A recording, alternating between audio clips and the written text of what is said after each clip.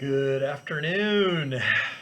I know, welcome back, right? This is Craig Modelmog for this week's episode of Wall Street X's and O's. Today is Friday, June 4th. It's hard to believe we're in June. I know I say that every time. It's amazing how fast time goes, and I guess what I have come to the realization of is it's going to go fast regardless. So enjoy every day, right? Anyway, to kick things off, we're going to throw out the little disclosure here. The thoughts and opinions on this show are mine. All the information that I distribute is believed to be accurate. Actually, it is, but I have to say it's believed to be accurate. That's called disclosure lingo. This is not a recommendation to buy or sell any investment. It is not to be perceived as investment advice. Investments can and will lose money, and they're not FDIC insured. So how's that for a mouthful to kick things off? Anyway, I got a great show today. We're going to talk about small businesses struggle to fill job openings and the impact of that. We're going to talk about how prices continue to surge and the impact on inflation. The government is trying to make you believe that this is a new thing. I'm going to show you that it's really been going on for the last 12 months at least, and that they're just trying to create a narrative that is inaccurate, which is the norm, right? They never tell the truth. I hate to say that. I'm a pessimist when it comes to our government, regardless of political party. I don't think that they often are truthful in everything they do and say. I'm going to talk about what I'm watching and the performance drivers year to date. Then I'm going to end with things that make you go, these are good. These are really, really good. So anyway, kicking it off here, the National Federation of Independent Businesses, which basically it's a small business think tank. They do a lot of small business number crunching. They came out with some stats here recently and said that nearly half of small businesses are unable to fill job positions, which is a fact. And it says in their most recent report, 48%, and I'm looking at my data here because I want to make sure that I get it correct, all right? For those of you joining me for the first time, this is uncut and unedited. This is like John Daly in golf. You grip it and you rip it. Sometimes you hit it, a 450-foot drive. Other times you shank it into the woods. That's just kind of the way it is. But it's fun, and we have a good time, and it's good information. So that's obviously what I'm trying to do here. It says 48% of small business owners are struggling to fill jobs. And it says if you go back over the last 48 years from a historical standpoint, on average, that number rests at 22%. It has been elevated, elevated 26 points higher for the fourth consecutive month. 26 point higher means it's double. In fact, it's more than double. 22% to 48% is a double. All right, that's a big deal. Small business owners are struggling at record levels to try to get people to come back to work. Why? The government has loaded up this is Krager passing out cash. Step in line because I'm paying, and they are paying healthily. In fact, I saw another statistic that said that if you are currently collecting unemployment because of all the enhancements, your annual income is $32,000 a year. For a joint family, both collecting, you're earning over $60K a year for sitting on your ass. That's a good deal.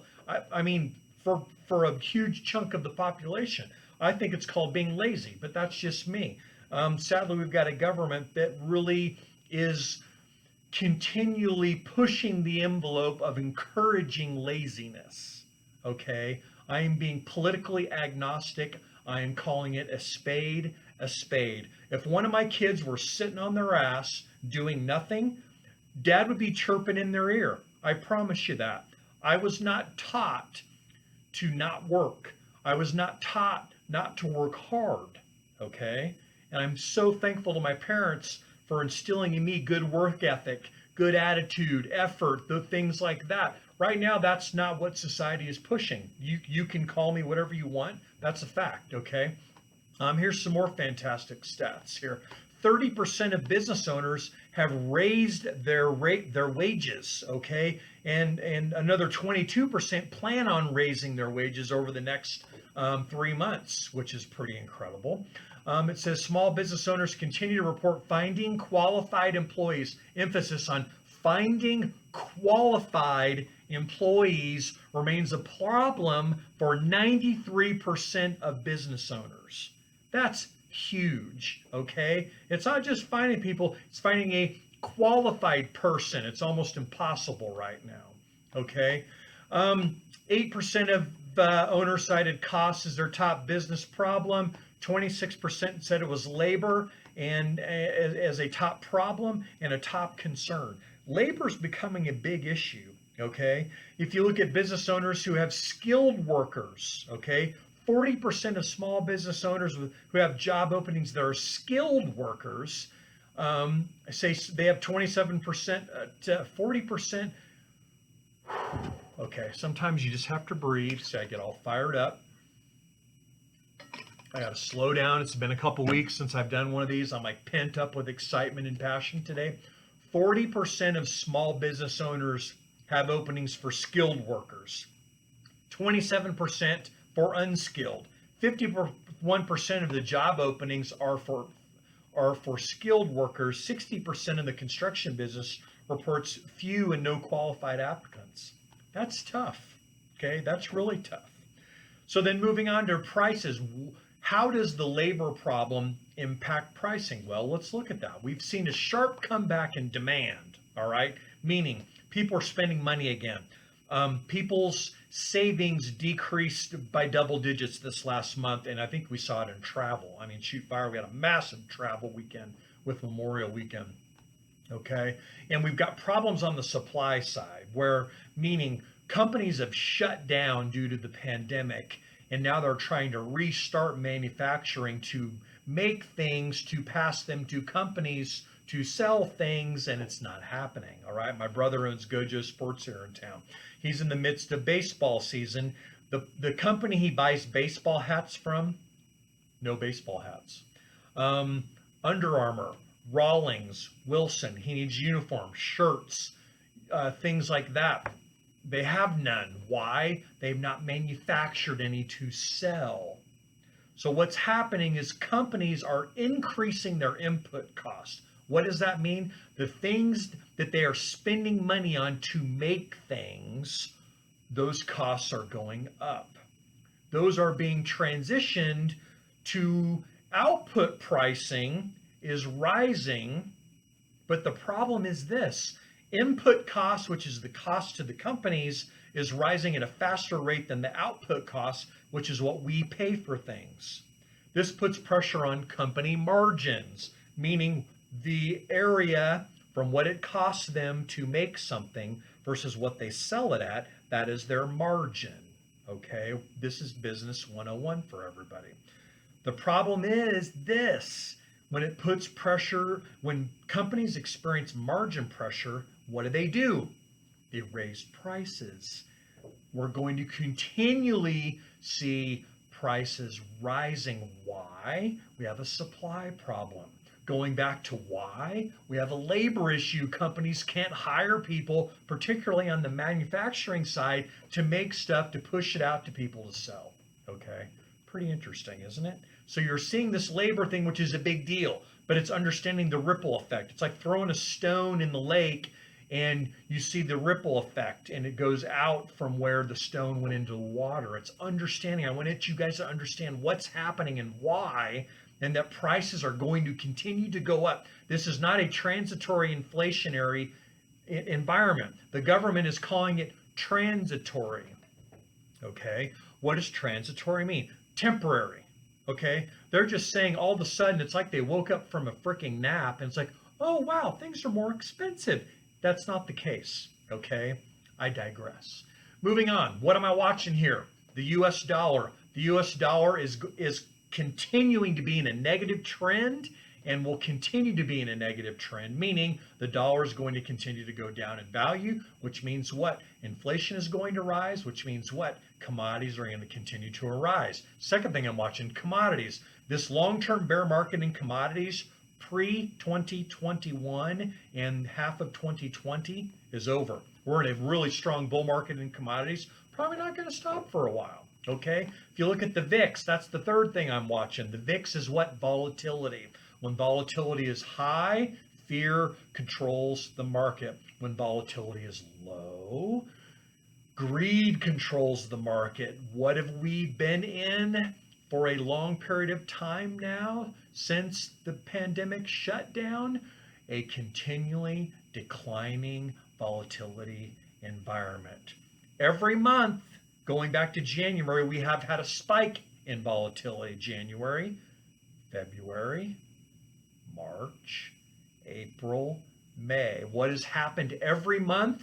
A lower high in volatility, which then transitions to what? A lower low in volatility. Volatility is going to remain low. Why? We have a government that is, what's that smell? That's not Greeley you smell outside. For those of you in Fort Collins who always laugh, because when you smell the poop in the air, that is the feedlots from Greeley. If you live in Greeley, I lived in Greeley for a while. I'm a UNC graduate, University of Northern Colorado, so I love Greeley.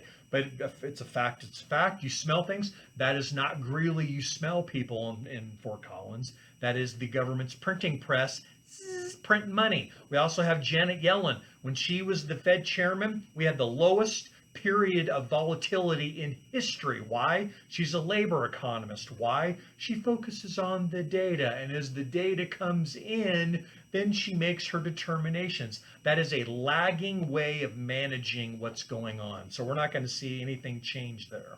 Okay.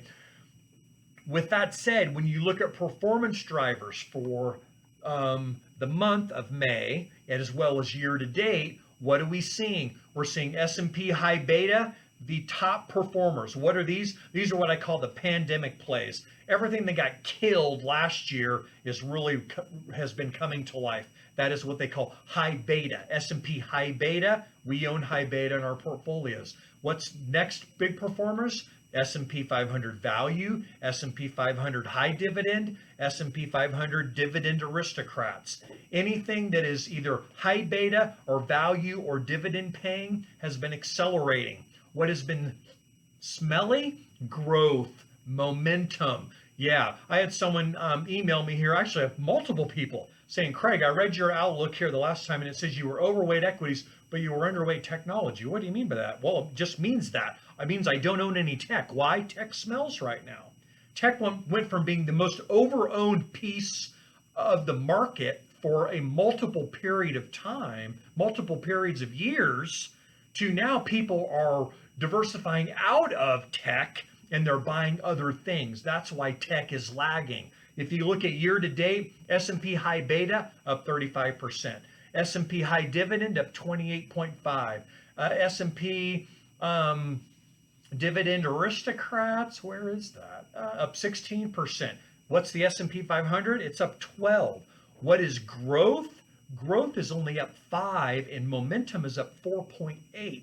You've seen a massive shift in the market to those that were underperforming significantly now, where they are now the high performers. So if you're still sitting on your Apple and your Microsoft and your Google and your Amazon and you're wondering what the heck's going on, well, it's because money is leaving those names. Doesn't mean they're bad names, but we're seeing a rotation out of that part of the market into a new part of the market, and that's what type of acceleration we're seeing. Okay. Things that make you go, First, I'm going to go back to the inflationary component with the Fed saying this is transitory. Here's some stats for you. These are rolling one-year stats as of May 31st. So this is looking back for the last 12 months. Lean hogs. So this is your bacon. It's your pork chops. It's your sausage. I eat bacon or sausage every Saturday morning. It's a reward. And usually Tanya and I sit down and hammer a whole pack of bacon. We do. I know. Go figure, right? It's good. Have me some scrambled eggs, eat me a whole pack of bacon. It's up 97% for the last year. Copper is up 90%. Heating oil is up 88%. Corn, your corn flakes, your corn chips is up 87%. Crude oil is up 84%. Soybeans up 71, coffee up 66, sugar 61. People say, well, Craig, what do you mean? What I mean is what you paid 12 months ago is now up X percent. So lean hogs is almost up twice. So if it cost you $1 a year ago, now it costs you $2. Same with copper, heating oil, crude, soybeans, and coffee. I'm a coffee snob, I like to say. I'm picky about my coffee. Although since I had COVID, I can't taste it as much. So it's kind of a downer. I still drink it every morning, but it just doesn't taste quite as good because the old taste buds haven't completely come back. Coffee's up 66%. What it means is what cost you a buck last year now costs you a buck 66. That is what I talk about inflation. Okay. Here's what's sad. The real cost of living in this country continues to re-accelerate to the upside, while the other people, those are the people that have no job and low income or are living off the government, are going to get smoked. Okay. It's more expensive to fill your car up, go to the grocery store, live life. Cost of flying on an airplane. In April, airfares were up over 12%. In May, they were up, I think, almost 6%. We're going to see the same thing in June, July. Why? You've got the air carriers that got killed for a period of time. Now people are coming back and traveling. What's happening? Prices are going to go up. This is not going to stop. Transitory, I call the full bull on that deal. That's the biggest bunch of garbage on the planet. Okay. The next thing that makes you go, China has delayed and continues to delay, or they've slowly released their population data, which for the first time in 60 years, it's gone down. That's why they delayed it. Then they came out and they said, oh, we're up a little bit. And that's because the people that reported those numbers, they probably took out behind the shed and shot them in the head and said, all right, who's behind them? Because we need some new numbers. Okay. So, and then what did they announce here this week? Oh, we're changing it. You can go from having 1 kid to 3 kids. Why? Population decline. Why? Communism needs people to do all the garbage. Okay. They need people. They've got an aging population from a demographic standpoint, just like the United States, just like Japan, just like many countries. Okay. You see the developed world, or you see the developing world, emerging markets. Those are the places that are growing. India, Brazil, Thailand, Asia, other parts of the world, Central America, really huge growth numbers. In a lot of the developed world, we don't. China's another one. So very kind of makes you go, very interesting. Really, China? Really? Now the last one. This is a hot one. Okay, this is good. And I'm going to hammer this thing straight on, and I know I'm going to irritate some people, but it's okay because it's all focusing on truth. It's focusing on the facts. The question is this: what is the global death toll for COVID-19? The first thing that comes out of, I would say, most people's minds is it's overstated. We've been programmed to think that. All right. There's a new group of statisticians that are tackling this thing, and they say that actually it's been understated. Okay. Because right now we're looking at total global death count of just under 4 million people. The U.S. has just crossed 600,000. They really say it's between 7 and 12. All right. And here's why. And this is what's interesting. And they go back and they look at the Spanish flu. They go back to looking at the times in history during the Dark Ages where we've had these major pandemics where millions of people died. Okay. Here's what's interesting. You know how those are factored? Experts estimate, I'm reading off my dealing because I want to be correct here. Experts estimate that the historical death tolls are not looking at official government death tallies. You know what the first pandemic, the first anything that utilizes a governmental death toll? COVID-19. Did you know that the flu, the CDC doesn't even use government data because the government doesn't track that? Okay. It says the CDC uses influenza deaths each year in the United States, and they use it's rarely confirmed causes of death because most of the time when there's a death, it's not reported as influenza. People say, oh yeah, well they're putting COVID on all the deaths. I've had 6 clients die this year. You know how many of them passed away from COVID? 1. You know how many of them could have been written down as COVID? All of them. Okay, so I'm calling full bull. How many stinking death certs do you look at? You know what my guess is? None. Okay, this gets back again why I get a little passionate on this stuff. What do? is they look at, and I'm trying to see, and this shows where this is where it's part where it's uncut and unedited because I had my thing in here. Okay, it says they estimate changes in population by country or by region. They adjust it for births, migration, and then they estimate the total number of deaths change relative to a particular occurrence. Pandemic, COVID, flu, anything, fill in the blank. Cancer, heart disease. If you go back to 2020, you know what the number one cause of death in the United States was? Heart disease. You know what number 2 was? Cancer. You know what number 3 was? COVID. That's a reported statistic. That's not BS statistic on going, oh, it's all this stuff. You really got to look at where you get your data. And I bang this drum all the time. Do your homework. Don't just believe what you hear. Okay? We've got all these networks out there, and you know what they're trying to do? Sell advertising. That's the name of the game. Okay? How much truth are they delivering? Half truths. That's what I think. So at the end of the day, you really have to look at how data is reporting. When you look at COVID, and is COVID going to be one of the worst pandemics historically? It is. It's in the top 3. I think it's 3rd. I would also argue we've got significantly better health care now than we had back in the 1800s and beyond, which, did that prevent the death toll from being significantly higher? Absolutely. Absolutely. I'm thankful we have the health care that we have. All you healthcare workers out there, God bless you for doing it. I know it's hard, regardless of what field you're in, okay? But we appreciate you guys. So anyway, good things to make you think. That's what I want to do with this. Thank you for joining me. Man, I went 22 minutes today because I had lots of good stuff. Hopefully this is helpful.